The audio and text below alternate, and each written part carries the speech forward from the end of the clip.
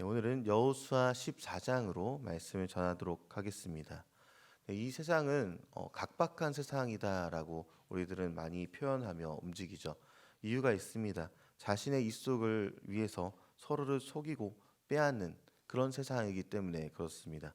그리고 무언가를 차지하기 위한 데에 있어서는 만약 땅이 더 걸렸다, 내 입속이 걸렸다 그렇다 싶으면 조금 더 강경하게 나가거나 속이거나 아니면 다른 사람들을 상처 입혀 가면서까지 내 것을 챙겨 나가는 것이 당연한 세상이기 때문에 우리는 각박한 세상이다라고 이야기하는 것이죠.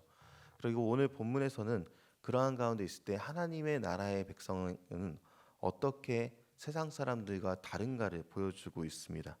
오늘 본문은요, 가나안 땅에서 전쟁을 해온 이스라엘은 이제 각 지파별로 땅을 분배하는 장면을 보여주고 있습니다. 이 땅 가운데 하나님께서 어떻게 이곳에 분배를 해주셨고, 그리고 그곳에서 나뉘어졌던 모든 지파들이 평화롭게 하나님의 은혜 가운데 살아가는지를 보게 되는 것이죠.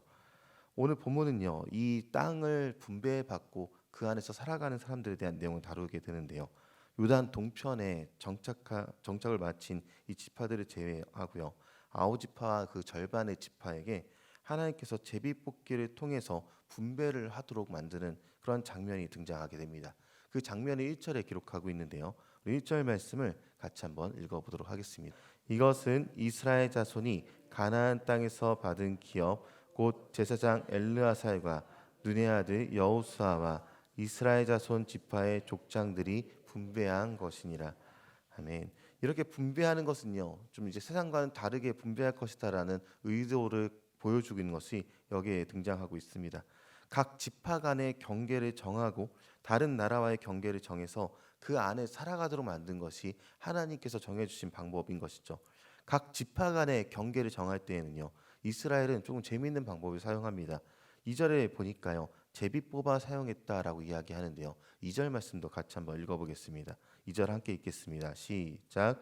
여호와께서 모세에게 명령하신 대로 그들의 기업을 제비 뽑아 아홉 지파와 반 지파에게 주었으니. 아멘. 이스라엘이 행한 것은 제비 뽑음이었습니다. 그렇다고 해서 우리도 무언가 대소사를 정할 때 제비 뽑아서 하자라고 한다면 문제가 일어날 수 있겠죠.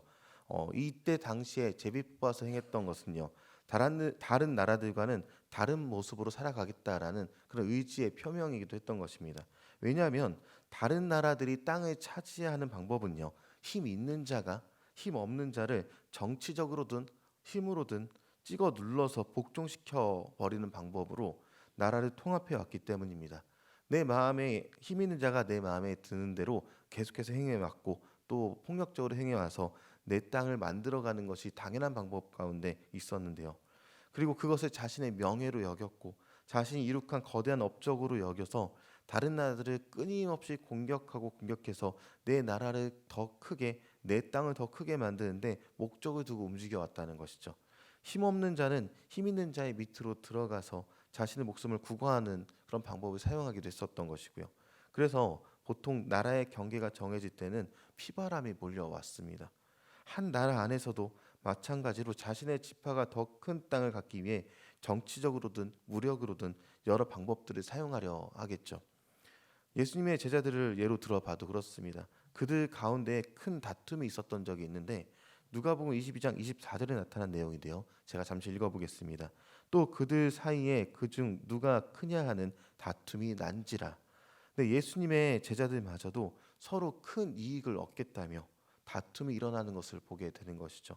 그리고 교회에서도 간혹 볼 수 있는 안타까운 일은요, 내가 더 잘났고 내가 더 크며 내 능력이 강하다, 내가 더 거룩한 일들을 감당한다, 이렇게 하면서 다른 사람들을 무시하고 나 스스로가 교만해져서 그렇게 움직이게 되는 경우들을 보게 됩니다. 그러나 이 모든 방법들은 하나님께서 정하신 방법이 아니라고 말해주고 있습니다. 하나님은 모세를 통해서 그리고 오늘 여호수아를 통해서 세상의 나라들이 나라의 경계를 정하는 방법과는 다른 방법을 사용해야 된다라고 알려주고 있는 것이죠. 제비뽑음의 방식이었습니다. 뭐 우리식으로 하자면 사다리를 탔거나 그렇게 아무렇게나 해서 가져가게 하신 것입니다. 물론 이에 대해서 어떤 사람들은 불만을 가질 수도 있었을 것입니다. 전쟁할 때 우리가 더 많은 공을 세웠다느니 아니면 우리가 더 수가 많다느니 그런 불만을 가질 수도 있겠죠. 그리고 우리 그리스도인들도 어쩌면 불만을 가질 수가 있습니다. 내가 더 오랜 시간 신앙생활을 해왔다든지 전도를 많이 했다든지 그런 이야기 같은 것 말입니다. 그러나 오늘 여호수아는요, 하나님이 모세에게 명령하신 그 방법대로 땅을 정했다라고 합니다. 5절 말씀을 함께 읽어보도록 하겠습니다. 이스라엘 자손이 여호와께서 모세에게 명령하신 것과 같이 행하여 그 땅을 나누었더라. 아멘. 하나님이 모세에게 명령하신 방법대로 그렇게 하나님께 맡기며 땅을 정하게 되었다는 것을 이제 여호수아서를 통해서 보게 되는 것이죠. 이제는 하나님께서 정해주신 방법대로 순종하며 정하게 된 것을 보게 됩니다. 왜냐하면 이스라엘과 함께한 모든 전쟁의 승리는 이스라엘의 공로가 아니라 하나님께서 이끌어 주셔서 싸워서 이겨내신 것이기 때문에 이스라엘이 내가 더 잘했네 못했네라고 나타낼 것이 없다는 것이 여기에 등장하게 되는 것입니다. 그리고 이 땅의 경계는요, 앞으로도 변하지 않아야 하는 율법적 제도적 제재를 받게 됩니다. 그 이유는요, 가나안 땅에 살아가면서 자신의 이익을 위해서 다른 지파의 것을 탐내지 않고 자신의 이익을 위해서 정해주신 경계를 넘어서 다른 나라를 침범하는 일이 없으며 다른 나라의 우상들을 우리 안에 끌어들이지 않겠다고 그렇게 정해주신 경계 안에서 살아가겠다고 결단하는 것이 이곳 경계 안에서 살아가게 되는 것을 이야기하는 것입니다.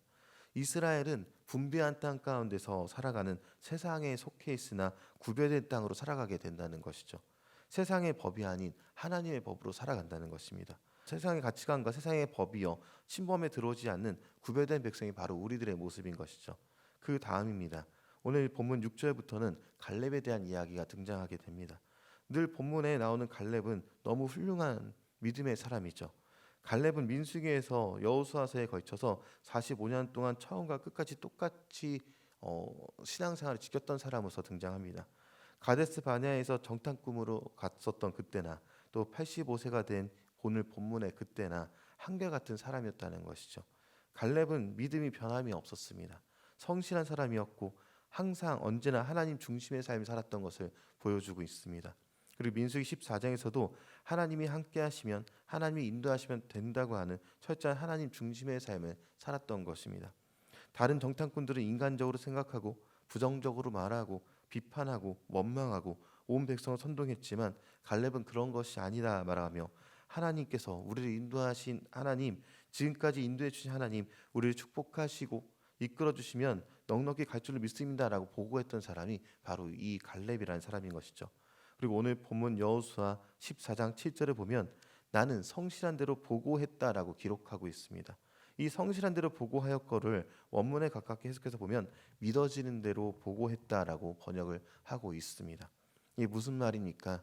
우리가 현상을 볼 때요, 그 이면에 일하시는 하나님을 보아 믿고 그대로 우리 주변에 보고할 수 있는 신앙을 가져야 한다는 것이죠. 이제 우리 그리스도인들의 모습을 보아야 합니다. 오늘 하루를 살아가면서 우리는 갈렙의 믿음처럼 하나님께서 우리에게 허락하신 모든 것에 감사함으로 동일한 믿음, 주님께서 일하시는 것을 바라보는 믿음으로 오늘 하루 승리하며 나아갈 것입니다.